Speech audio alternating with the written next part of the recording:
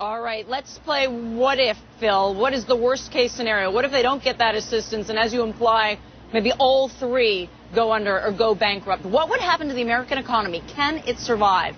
Joining us tonight, we've got Peter Shiff. He's president of Euro-Pacific Capital, author of the Little Book of Bull Moves in a Bear Market. Steve Leisman is CNBC senior economics reporter, and Phil stays in the mix, as well as Keith Boynton. Peter Shiff, let me start with you. Can the U.S. economy survive if the big three go under? I think letting them go under is the best thing for the U.S. economy and for the auto industry. You know, we need to allow these companies to fail. Forget about the constitutionality of these bailouts, but the government needs to let GM or Ford or Chrysler fail if that's what has to happen, because we need an automobile industry in this country, but not this one. We need a competitive automobile industry. We need new management. If these companies go into bankruptcy, all the plant and equipment is still going to be here. It's just going to go under new management. These companies need to get out from under these labor contracts, these pension obligations, this health care expenditure. We need an efficient, vibrant automobile manufacturing industry, and we'll get one if these companies are allowed to fail. Steve Leisman, is there systemic risk posed if some of these companies go under?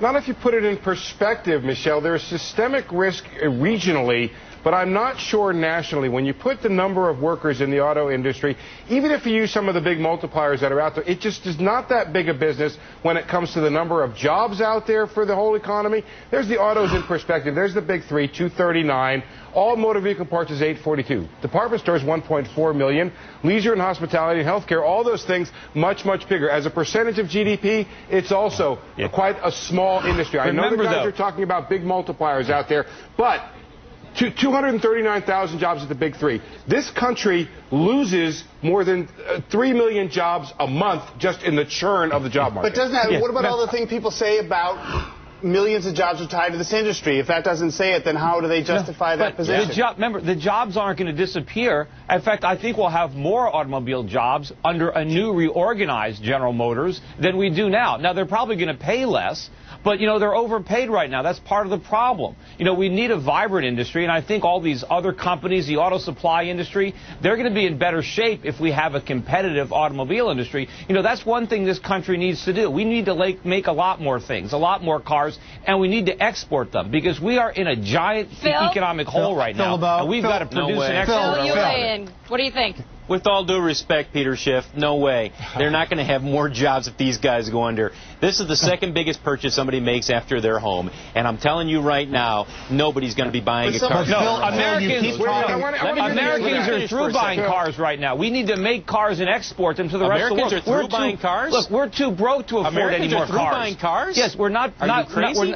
No, I'm not. We're not buying cars. We're not buying homes. We're not buying television sets. We spent and borrowed ourselves into bankruptcy right now. We got to focus on producing stuff and exporting stuff to people outside this country that can actually afford to buy things. But Phil, isn't there a possibility of a crisis of confidence, though, if the public sees that we let the auto industry just fail like that? Won't that have an impact on the economy?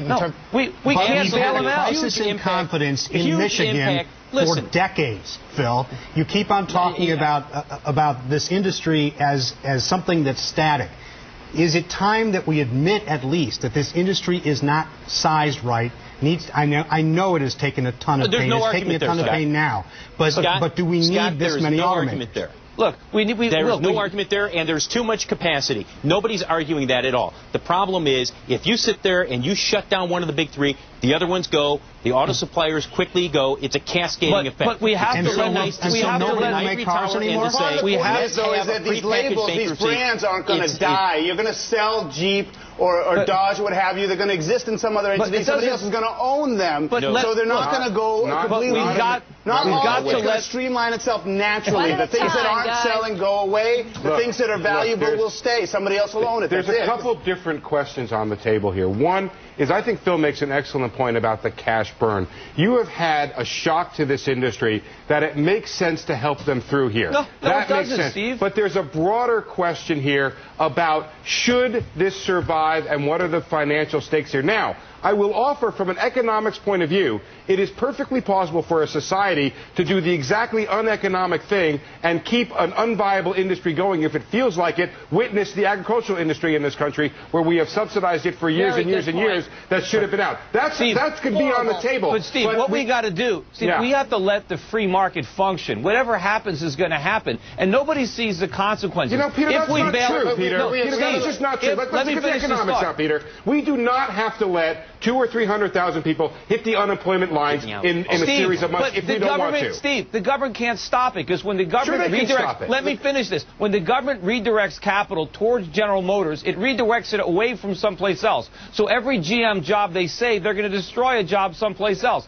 The government can't do anything. We have to let the market function. We can't keep destroying efficient jobs and prop up overpaid managers and overpaid labor union workers. We need to let this market function properly. You know, we shouldn't have bailed out all these financial firms. We should have let these firms fail too. And Steve, if we give them $25 billion now, won't they be back in 10 years for $50 billion? They'll be back in 6 months. What other industry is next? Almost certainly, if we do not demand really serious structural changes, I would be a person who would support the government easing the transition to where the market needs to take it. Peter says let laissez-faire work right now, and Phil, I think, is saying you got to save them. They're viable companies. Am I right, Phil? I'll take the car. I'll take the car. We got to wrap it up, guys. Thank you, Phil. Right. We'll be talking to you a lot in the coming days. And up next, what was it like to be in the room with President-elect